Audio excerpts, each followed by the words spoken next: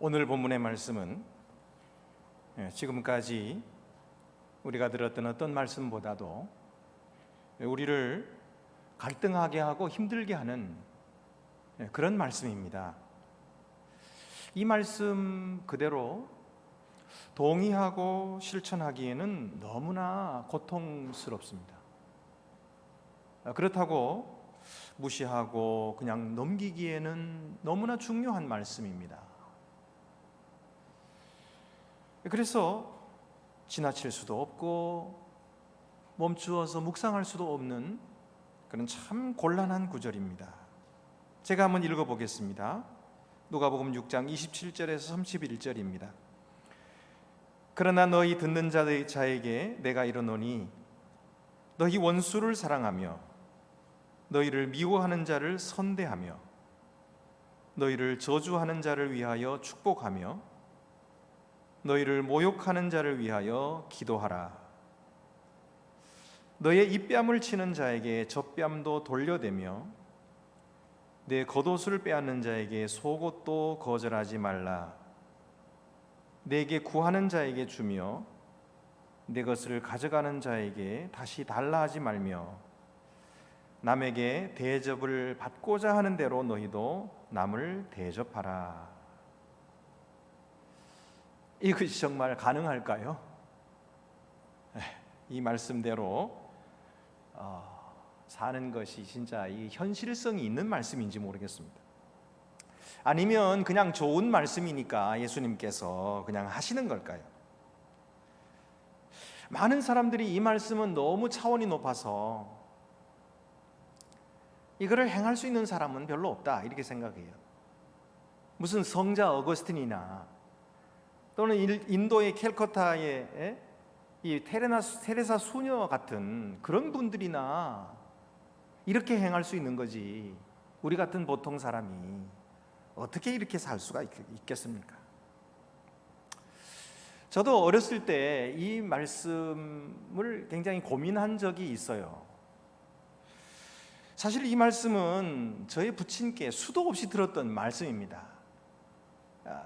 저희 부친은 벌써 돌아가신 지가 20년이 넘었지만은 지금도 저는 그 말씀하시는 그 어투까지도 그 표정까지도 그냥 생생하게 기억을 하거든요. 뭐라 그러시냐면 항상 하시는 말씀이 오른뺨을 치면 왼뺨도 돌려대라 하셨다. 우리는 그렇게 살아야 된다. 주는 자가 받는 자보다 복이 있다고 하셨으니까 한번 그렇게 살아보자. 이렇게 말씀하시는 거예요. 그러면 꼭 옆에 계시던 저희 어머님께서는 핀잔을 주십니다. 저 양반은 뭐 줄 것도 없으면서 저렇게 주라 그런다고. 뭐 줄 거를 꺼내와야 하는 분은 우리 어머님이신데 뭐 가진 것이 없는데 맨날 주라고 그러냐 이렇게 말씀하시는 거죠. 그럼에도 불구하고 저희 아버님은 늘상 이 말씀을 하셨어요. 그래서 그런지 뭐 그 일제시대 때 신사참배의 결의를 우리 총회에서 했잖아요. 우리 총회에 장로님이 있었는데 그 결의를 하자 교회를 나와버리셨어요. 그래가지고 벌판에 가서 초막을 짓고 거기서 예배를 드리셨어요. 예배 드리고 거기서 기도하시고 그러다가 그곳에 고아원을 세웠죠. 자기 재산 다 팔아가지고 고아원 이렇게 세우셨는데 늘 간증하시는 말씀이 하나님 말씀대로 살았더니 하나님께서 이 어려운 시절에 팔남매를 전부 공부를 다 시켜주셨다. 그렇게 간증을 하셨습니다. 근데 저는 그렇게 살지를 못했어요. 저도 이제 고민을 좀 했습니다. 학생 시절에. 그래서 친구가 어떤 애가 내 오른뺨을 때리면은 그러면 자 또 때려라 그러고 왼뺨을 돌려 될까 말까 뭐 이렇게 생각을 했는데 한 번도 그렇게 해보지는 못했습니다. 아마 지금도 제가 뭐 그런 일은 잘 겪을 그런 일은 없겠지만은 만약에 그런 일을 당한다면 제가 다른 뺨을 돌려댈 수 있을까요? 그렇게 잘 못할 것 같습니다. 그러니까 제가 이 설교를 오늘 그만두는 게 좋을 것 같습니다. 자기 자신도 못 지키는 그런 말씀을 교인들 보고 지키라고 하는 게 말이 됩니까? 그러니까 이 설교는 오늘 이것으로 그만두면 좋겠습니다. 그럼 여러분이 얼마나 좋아하시겠어요? 오늘 설교가 참 짧아서 좋다 그러고 좋아하시겠지만, 그럼에도 불구하고 또 말씀을 전해야 하는 사람이니까 한번 제가 지키지 못해도 한번 설명을 한번 해볼까, 뜻을 한번 생각해 볼까 합니다. 예수님의 이 말씀은 한마디로 사랑하라는 말씀이죠. 그런데 그 사랑이라는 게 선택적인 선택이 아니라 그건 필수라는 거예요. 사랑할 수 있는 사람은 사랑하고 사랑할 수 없는 사람은 사랑하지 않아도 된다, 이런 얘기가 아니고, 적어도 우리가 예수님 따르는 사람이 됐으면 내가 좋아하는 사람은 당연히 사랑하죠. 나에게 잘해주는 사람은 물론 잘해주죠. 사랑할 수 있어요. 그런데 나를 미워하는 사람도 사랑해야 된다는 거예요. 심지어 나에게 해를 주는 원수까지도 사랑해야 된다는 거예요. 이게 필수라는 거예요. 필수. 이거는 솔직히 불가능한 일입니다. 당시에 바리새인과 서기관들도 나름대로 최선을 다해서 산 사람들입니다. 하나님의 그 율법을 잘 지키려고 애를 쓴 사람들입니다. 그래서 그들은 이런 구약의 율법들을 잘 지키기 위해서 안식일법 같은 거는 아주 더 철저하게 잘 지키기 위해서 더 사람들이 법을 만들었어요. 그래서 사람이 죽을 정도로 이렇게 물에 빠지고 그러면 안식일이라도 건져도 된다. 그러나 사람이 팔이 부러졌다든지 이러면은 그 안식일에 고쳐주면 안 된다. 그건 일하는 거니까. 이렇게 해가지고 아주 사소한 것까지 다 해가지고 율법을 잘 지키려고 애를 쓴 사람들이에요. 근데 그분들이 볼 때 예수님은 어떤 분이에요? 예수님은 안식일을 깨트리시는 분이에요. 그런가 하면 정결례식 예법도 깨트려가지고 그래서 세리들과 함께 밥을 잡수시고 이러시는 분이니까. 그런데 또 그가 전하는, 가르치는 이런 말씀을 보면은 아주 또 얼마나 엄격한지, 그 가르침이. 그러니까 남을 미워하는 생각만 가져도 살인한 자다, 이렇게 말씀하시고, 또 여자를 보고 음욕을 품기만 해도 그는 이미 간음한 자다, 이렇게 가르치시니까 도대체 예수님에 대해서 이해를 못하는 거예요. 한편으로는 안식일을, 율법을 막 깨트리는 것 같기도 하고, 그런가 하면은 이 율법보다 훨씬 더 높은 율법을 가르치기도 하고, 도무지 이해할 수 없는 일이었던 거죠. 그러니까 그들은 생각할 때에 우리가 하나님 앞에서 율법을 이 정도 지키면 되지 않나, 충분히 이만하면 충분하다라고 할 정도로 그들은 지켰고, 그렇게 함으로써 다른 사람들도 그렇게 가르침으로써 그렇게 충분히 지키면 하나님께서 받아주신다, 이렇게 가르치셨거든요. 그러나 예수님은 그게 아니에요. 예수님은 인간이 아무리 충분하게 지킨다 해도 그게 충분하지 않다는 거예요. 하나님의 기준에 도달해야 되는데 그 기준에 도달하지 못한다는 거예요. 그럼 여러분, 하나님의 기준에 어떻게 도달할 수가 있습니까? 아니, 어떻게 해야 이 뺨을 때리면 저 뺨도 돌려대는 사람, 겉옷을 달라 하는 자에게 속옷을 주는 사람, 어떻게 그렇게 할 수 있냐 말이죠. 여러분, 비밀이 어디 있을까요? 비밀은요, 성령에 있습니다. 성령께서는 이 일을 가능하게 하시는 거예요. 우리가 예수를 믿을 때 우리가 느끼지 못했지만은 우리 속에 하나님께서는 성령을 주셨어요. 그래서 누구든지 성령으로 말미암지 않고는 예수를 주시라 할 수 없느니라 그랬죠. 우리가 예수님을 구주다, 나의 주님이십니다 하고 고백하면 그것은 이미 우리 속에 하나님이 성령을 주셨기 때문이에요. 그러니까 이 성령은 엄청난 능력이 계시거든요. 우리가 가히 상상하지 못할 정도의 엄청난 능력을 가지고 계신데, 이 성령의 능력으로 예수께서는 병자를 고치신 거예요. 우리가 이미 읽은 대로 예수님은 이 성령의 능력으로 마귀의 유혹도 물리치시고 성령의 능력으로 죽은 자도 살리시는 거예요. 이 성령의 능력은 엄청난 능력이거든요. 그 똑같은 능력을 우리에게 주셨단 말이에요. 그러니 우리가 이 성령의 능력을 의지하면 예수님이 말씀하신 이 말씀을 이루게 된단 말이에요.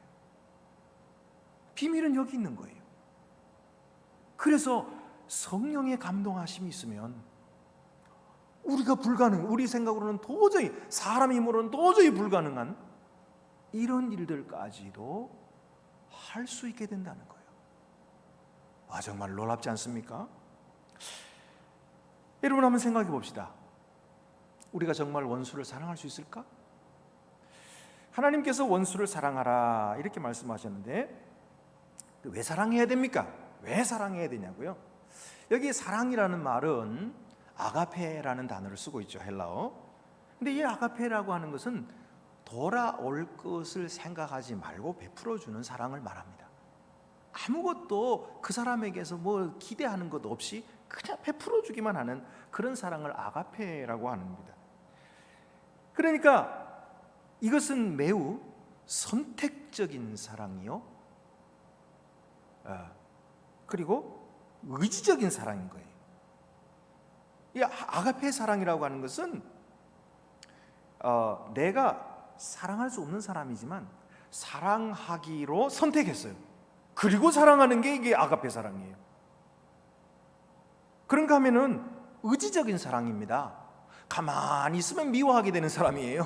가만히 있으면 그냥 절로 증오하게 될 수밖에 없는 사람인데, 내가 사랑하기로 작정하고 그 의지로 사랑하는 거예요. 이것이 아가페 사랑이거든요. 그러니까 아가페 사랑은 선택적인 사랑이고 의지적인 사랑입니다. 근데 이 사랑을 우리가 어떻게 합니까? 아니요, 압니다. 모든 사람들이 하나님께로부터 이 아가페 사랑을 받은 경험이 있습니다. 하나님은 세상 사람들이 죄를 짓고 자기에게 거역을 해도 하나님은 그들을 사랑하셨어요. 하나님께서는 자기 아들을 세상 사람들을 위해서 내어 주시고 죽게 하시기까지 그렇게 하나님은 사랑하신 것이죠. 그들이 무슨 받을 자격이 있어서 주신 것이 아니고, 또는 그렇게 사랑을 주심으로써 하나님이 무슨 유익을 보시기 위함도 아니고, 그냥 이유가 있다면 오직 그 이유는 하나님 사랑인 거예요. 사랑하시니까 사랑하신 거예요. 그래서 이 하나님의 사랑을 받아본 사람은 이 분에 넘치는 사랑, 이 분에 넘치는 사랑을 받는다고 하는 것이 무엇인지를 아는 것입니다. 여러분, 우리가 한때는 하나님을 적대시하고 하나님 믿지 않고 하나님 섬기지도 않고 예배하지도 않았던 하나님의 적이었던 사람들이었어요. 그런데 이제는 하나님께서 우리를 자기의 가족이 되게 하시고 자기의 식탁에 앉혀주시고, 그리고 우리를 자기의 아들이라 불러주시고 자기의 딸이라 불러주시는 거예요. 이렇게 함으로써 원수 사랑이 무엇인가 하는 것을 보여주시는 거예요. 그래서 이 원수 사랑이 무엇인지를 우리가 알게 된 것입니다. 하나님은 그 사랑을 성령을 통해서 우리에게 주신 것입니다. 그러므로 만약 우리가 이 성령을 믿고 의지하면 우리도 우리를 미워하는 사람, 그에게 선을 행할 수 있게 된단 말이에요. 우리를 저주하는 사람을 위하여 축복할 수 있고, 또 우리에게 상처를 주는 사람을 위해서 기도할 수 있게 된다는 것입니다.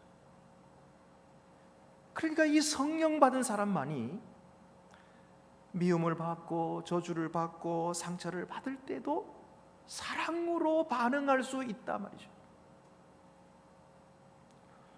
그러면 오늘 말씀의 진정한 뜻이 무엇일까요? 이 뺨을 때리거든 저 뺨을 돌려대라, 이 말은 매를 더 많이 맞도록 하라 그런 말이 아니에요. 그런 말이 아니고요. 상대가 화가 풀리도록 많이 맞아주라 그런 얘기도 아닙니다. 이 이야기는 용서하라는 이야기예요. 용서하라. 겉옷을 달라 하는 자에게 속옷까지 내주라, 이 말은 강도를 당할 때도 그냥 수동적으로 뺏기라 그런 얘기가 아닙니다. 그 얘기가 아니고 보다 적극적이에요.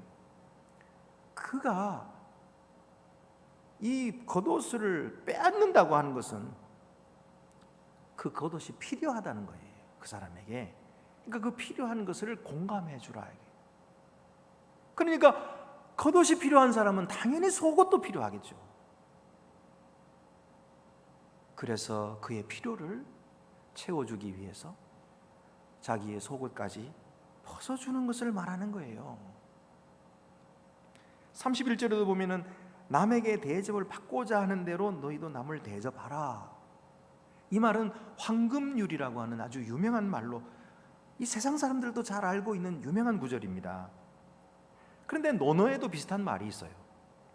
공자가 기소불욕 물시어인이라는 그런 말을 했는데, 이것은 내가 하기 싫은 일은 남에게도 베풀지 말라 그런 뜻이에요.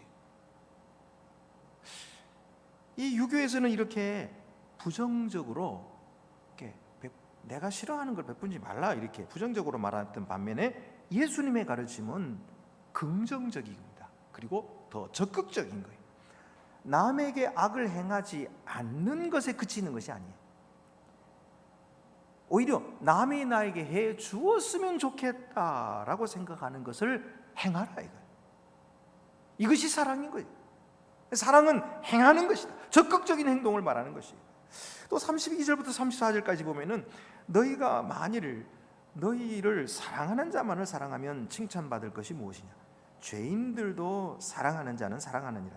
너희가 만일 선대하는 자만을 선대하면 칭찬받을 것이 무엇이냐? 죄인들도 이렇게 하느니라. 너희가 받기를 바라고 사람들에게 구워주면 칭찬받을 것이 무엇이냐? 죄인들도 그만큼 받고자 하여 죄인에게 구워주느니라. 그러니까 죄인들도 사랑합니다. 그죠? 죄인들도요 선대할 줄 알아요. 죄인들도 구워줄 줄 알아요. 그러면 믿는 자들이 죄인들과 다를 바가 뭐 있습니까? 네? 죄인들도 받기를 바라고 구워주고, 그런데 우리도 그렇게만 한다면 나을 게 뭐가 있어요? 그런데 믿는 자들은 달라요.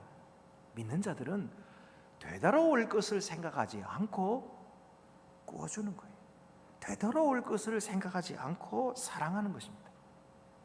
되돌아올 것을 기대하지 않고 그에게 선대하는 것이, 이것이 믿는 자들의 사랑인 거죠. 왜 이렇게 합니까? 왜? 그 다음 말씀을 보면은 왜 이렇게 하는지가 나와요. 35절부터 36절을 보면은 오직 너희는 그랬어요. 오직 너희는. 그러니까 너희는 죄인들과 다르다는 거예요. 너희는 세상 사람과 다르다는 거예요.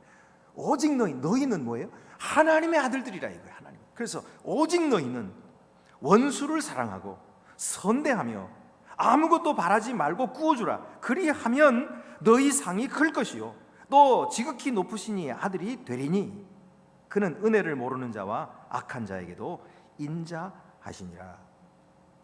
너희 아버지의 자비로우심 같이 너희도 자비로운 자가 되라. 결국은 그 이유는 아버지께 있는 거예요. 우리가 아버지라고 부르는 하나님 아버지는 어떤 분이시냐는 거예요. 하나님 아버지는 이런 분이신데 그는 은혜를 모르는 자에게도 자비하시다. 악한 자에게도 자비하신 분이시다. 그러므로 너희가 너희에게 악을 행하는 자에게 선대하고 너희 원수를 사랑하고 구워달라는 자에게 빌려주고 대가를 기대하지 말고 주라. 우리가 이렇게 주라고 말씀하시는 이유가 우리가 바로 하나님의 자녀들이기 때문이라는 거예요. 하나님의 그 형상, 그 성품을 본받은, 그 배운, 그래서 성품이 변화된 그런 사람들이라는 거예요. 여러분, 여기 말씀에 너희가 하나님의 아들이 되리니, 이 말은 이렇게 행동함으로써 하나님의 아들이 아니었다가 되는 그런 말이 아니에요. 그게 아니고 이미 우리가 하나님의 아들이기 때문에 그렇게 하는 것이 당연하다는 거예요. 이미 우리가 구원받은 자이기 때문에 이렇게 사는 것이 당연하다, 이 말씀을 하고 있는 거예요. 37절 38절을 보면은 이제는 그냥 우리가 뭐 용서 주고 사랑을 주는 이런 것만이 아니라 비판하는 데까지도 하나님께서 너희에게 갚으시겠다는 거예요. 그래서 비판하지 말라, 그리하면 너희가 비판을 받지 아니할 것이요, 정죄하지 말라, 그리하면 너희가 정죄를 받지 않을 것이요, 용서하라, 그리하면 너희가 용서를 받을 것이요, 주라, 그리하면 너희에게 줄 것이니 곧 후히되어 누르고 흔들어 넘치도록 하여 너희에게 안겨주리라. 너희가 헤아리는 그 헤아림으로 너희도 헤아림을 도로 받을 것이니라. 그러니까 하나님은 우리가 남에게 주는 그것을 그대로 또 더 풍성하게 우리에게 주시겠다.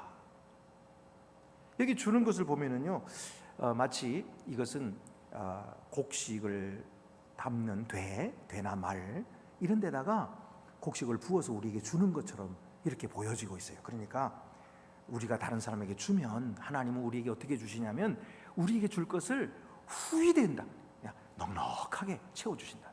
그냥 후히되고, 그리고 그것도 모자라가지고 꽉꽉 눌러서 준다. 저는 어렸을 때 이 교회 학교 앞에서 나오면 냄새가 아주 맛있는 뭐가 있어요. 번데기를 파는데 번데기 장수가 어떻게 줘요? 신문지를 똘똘똘 말아가지고 길다랗게 만들어가지고 거기다가 많이 담는 것처럼 줘요. 근데 받아가서 먹다 보면 밑에는 몇 마리 안 들었어요. 다 비어 있는 거예요. 네? 아이스크림도 그러고, 아이스크림도 위에 뭐 큼지막한 거 넣는 것 같은데 밑에는 텅텅 비었어요. 이 장사 속이죠. 하나님은 그렇게 하지 않으신다. 하나님은 우리에게 주실 때에 꾹꾹 눌러서 주시겠다는 거예요. 후히돼요. 누르고 그 다음에 또 흔들어요. 왜 흔들어요? 그 속에 무슨 공간이 있을까 싶어가지고 빈자리 없도록 꽉꽉 차도록 하기 위해서 흔들어 주세요. 흔들고 또 넘치도록, 네? 그렇게 부어서 너희에게 안겨주리라. 하나님은 얼마나 후하신 분인지 몰라요. 우리 같은 자가 자격도 없는데 하나님은 왜 이렇게 후하게 주시는지, 그냥 넉넉하게 주시고 쓰고 남도록 주시고 넘치도록 주십니다. 자, 여러분, 우리가 이런 하나님을 아버지로 섬기고 있습니다. 그러므로 여러분, 우리가 남에게 무엇을 주든지 하나님께로부터 받게 된다는 이 사실을 꼭 기억해야 됩니다. 물질뿐만 아니라 사랑도 하나님께로부터 받고요, 용서도 하나님께로부터 받고, 긍휼함도 관용도 격려도 다른 사람한테 주면 하나님은 더 많이 우리들에게 갚아주시겠다, 그렇게 말씀해 주셨어요. 더 풍성하게 주겠다. 나는 남에게 주면은 그 사람 주고 나서 나는 모자라서 쓰고 없으면 어떡하나 이런 생각을 걱정합니다. 그러나 하나님은 아니에요. 남에게 준 것보다 더 많이, 더 풍성하게 이렇게 채워주십니다. 할렐루야! 우리 하나님의 후하심을 찬양합시다. 우리 하나님의 놀라우신 은혜를 찬양합시다. 주님은 우리의 자비의 계량컵이 흘러 넘치기를 기대하십니다. 너희 아버지의 자비하심 같이 너희도 자비하라. 우리 아버지의 자비하심은 어떤 거예요? 누르고 흔들어 넘치도록 하여 너희에게 안겨주는, 하나님의 계량컵은요 후한 계량컵이에요. 그러니까 우리도 하나님의 자비하심 같은 그런 자비의 계량컵을 우리가 가져야 돼요. 그러면은 하나님이 우리에게 되돌려 주시고 더 많은 것으로 갚아 주실 것이기 때문입니다. 근데 반대로 주는데 인색한 사람이죠. 주기를 싫어하는 사람, 예? 주기는 주어도 마지 못해 주고 째째하게 주고, 예? 예, 째째하게 주는 사람, 그런 사람에게는 하나님도 그렇게 돌려주세요. 예? 째째하게 주는 사람은 풍성하게 누릴 수가 없어요. 여러분, 우리는 주는 대로 넘치도록 돌려받습니다. 우리가 왜 그렇게 너그러운 자가 되어야 됩니까? 우리가 왜 그렇게 후한 자가 되어야 됩니까? 가진 것도 별로 없는데 왜 자꾸 내라고 합니까? 그래서 어떤 사람은 아유, 교회 갔더니 맨날 뭐 내라 그래가지고 부담돼서 못 가겠다 그러고 그러시는 분도 있어요. 그래서 어떤 장로님은 그러시더라고요. 목사님, 설교 이렇게 헌금 설교를 하긴 해야 되는데요, 우리 교인들에게 부담되지 않게 해주세요. 그렇게 부탁하시는 장로님이 계셔요. 그래서 이 마음은 이해가 됩니다. 우리 성도들을 얼마나 아끼면 그렇게 말씀하실까? 부담되지 않게 그렇게 헌금 설교해 주세요. 마음은 이해돼요. 그런데 그 말은 꼭 뭐가 같으냐면은 베니스의 상인에 나오는 이야기가 있잖아요. 재판관이 뭐라 그래요? 피 한 방울 흘리지 말고 살점을 떼어가세요. 그러죠. 피 한 방울 흘리지 말고 살점을 떼어가. 아니, 가능한가요? 그게 가능한 일입니까? 불가능한 일이죠. 여러분, 헌금 자체가 부담인데 어떻게 부담 없이 헌금을 할 수가 있나요? 사랑하는 사람, 가장 아끼는 사람에게 가슴 설레는 그 사랑을 표현하기 위해서 선물을 한다고 칩시다. 근데 그 선물이 부담되는 선물일까요? 부담 안 되는 선물일까요? 부담 안 되는 선물이 무슨 선물이에요? 주면서 부담 안 되는 선물을 주면서 자기 성에 차겠습니까?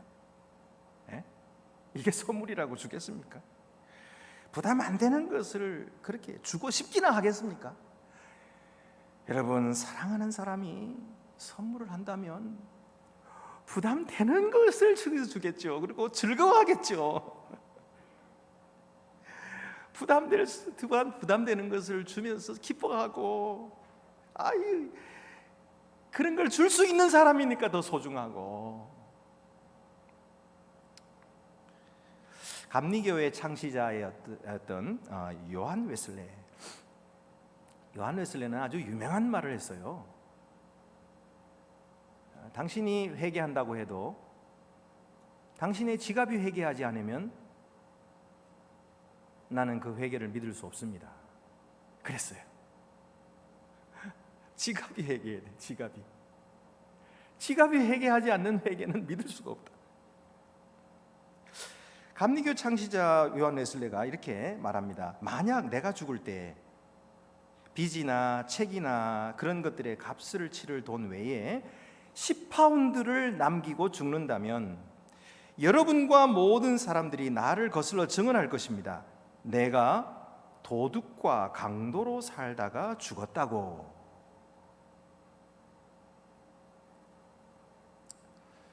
미국에서 있었던 일입니다. 어떤 교회 목사님이 자기 교회에 5만 파운드를 신학교에 기부하겠다 하는 사람이 있었어요. 그래서 신학교 총장님에게 알려드렸거든요. 총장님이 기뻐하면서 그분을 정중하게 신학교로 모셨어요. 그래서 그 성도에게 신학교를 구경을 시켜줬어요. 그래서 그 신학교의 교수실도 보여주고, 그리고 또 이렇게 식당도 데려가서 그 음식도 먹어보게 하고, 그리고 또 도서관도 보여주고, 그리고 이제 자기 이제 사무실로 와가지고 이 신학교에서 어떤 것이 필요하니까 이런 것을 해주시면 좋겠습니다. 이런 아이템을 보여드리려고 한 거죠.